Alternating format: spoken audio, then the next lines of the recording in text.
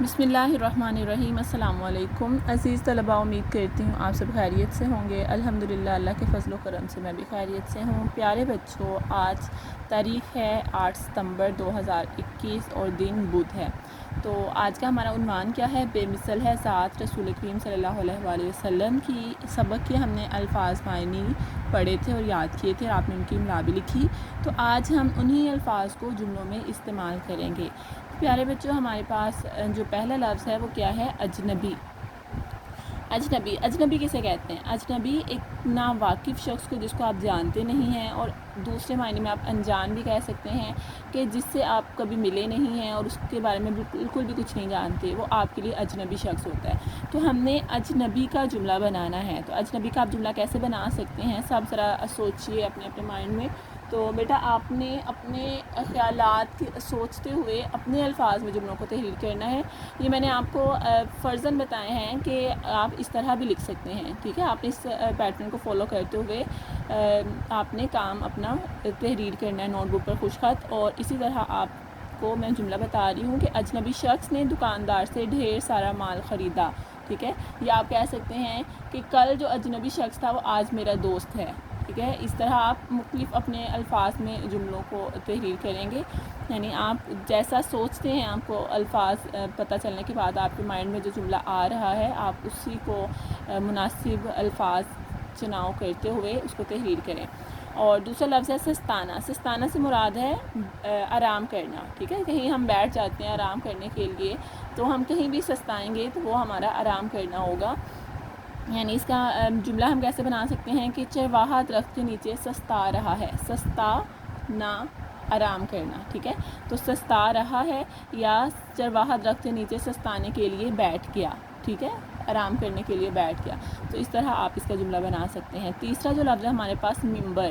ممبر کسے کہتے ہیں؟ جب آپ مسجد میں جاتے ہیں تو آپ دیکھتے ہوں گے کہ مسجد پر ایک ممبر بنا ہوتا ہے جس پر جو مولوی صاحب ہوتے ہیں وہ کھڑے ہو کے خطبہ دیتے ہیں، ٹھیک ہے؟ یعنی ایک ٹیبل سا ہوتا ہے یا چیئرس کی صورت میں بھی ہوتا ہے، ڈیفرنٹ سٹائلز کے ہوتے ہیں، مختلف اقسام کے ہوتے ہیں۔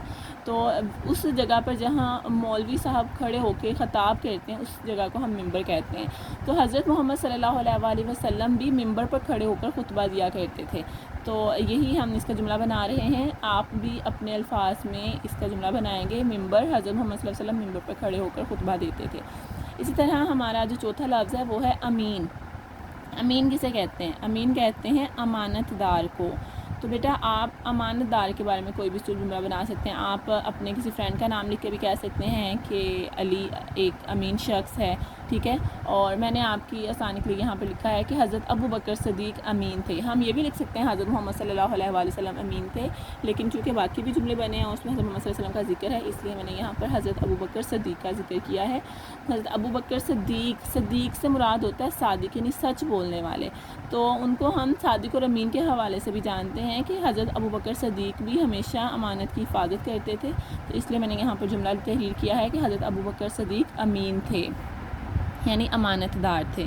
اسی طرح ہمارے پاس جو آخری لفظ ہے وہ ہے صادق۔ صادق سے مراد ہے سچا، یعنی جو ہمیشہ سچ بولتے ہیں۔ تو بیٹا صادق سے مراد سچا، اور سچا کا ہم جملہ بنائیں گے، یعنی صادق کا ہم جملہ بنائیں گے۔ تو نبی کریم صلی اللہ علیہ وآلہ وسلم صادق تھے، ٹھیک ہے؟ آپ یہ کہہ سکتے ہیں کہ میں ہمیشہ صادق رہنے کی کوشش کرتا ہوں، یعنی کہ سچ بولنے کی کوشش کرتا ہوں۔ اور اس کے علاوہ آپ لکھ سکتے ہیں کہ صادق شخص ہمیشہ نقصان سے بچ جاتا ہے۔ جو بیٹا جھوٹ بولتا ہے نا وہ ہمیشہ نقصان اٹھاتا ہے، ہلاک ہو جاتا ہے، یعنی کہ اسے ہمیشہ نقصان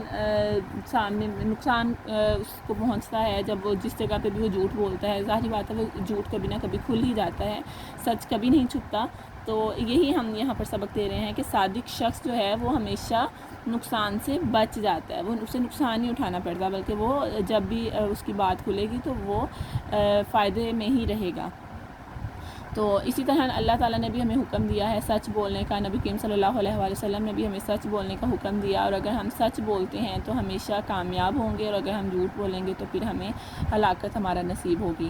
تو بیٹا آپ سب نے کیا کرنا ہے؟ ہمیشہ سچ بولنا ہے، امانتوں کی حفاظت کرنی ہے، اور اجنبی شخص سے کوئی چیز لے کے نہیں کھانی، ٹھیک ہے؟ یہ بری بات ہوتی ہے کہ میں آپ کو ویسے بتا رہی ہوں، اجنبی شخص کے بارے میں ہم جملہ بنا رہے تھے تو مجھے بار بار میرے ذہن میں یہی آ رہا تھا۔ تو اجنبی کبھی شک سے کوئی چیز لے کے نہیں کھاتے، ٹھیک ہے. آج کل تو حالات بہت خراب ہیں، تو آپ اپنے الفاظ میں ان الفاظ کو جملوں میں استعمال کریں گے، اور پھر ان اپنے استعمال کرتے ہوئے جملوں کی تصاویر بنا کے جو آپ نوٹ بک پر کچھ خط تحریر کریں گے، پھر آپ مجھے وہ گروپ میں شیئر کریں گے. امید کرتی ہوں آپ یہ کام اچھے طریقے سے کر سکتے ہیں. اپنا خیال رکھیے. اللہ حافظ.